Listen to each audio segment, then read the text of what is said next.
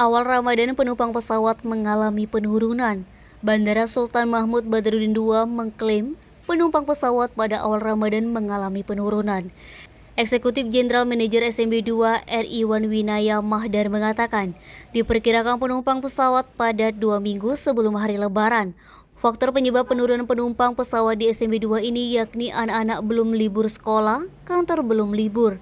Iwan Winaya Mahdar menambahkan, dirinya sangat meyakinkan penumpang pesawat di Bandara SMB 2 Palembang mengalami peningkatan di Lebaran tahun ini.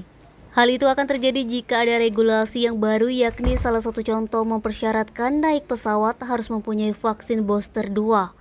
Iwan Winaya Mahdar menghimbau kepada para penumpang apabila ingin menggunakan pesawat di SMB 2 Palembang untuk datang lebih awal agar tidak terburu-buru, serta tidak membawa barang-barang terlarang seperti gunting, cutter, pisau korek api, gas, dan lain-lainnya. Denny Sumek.co melaporkan.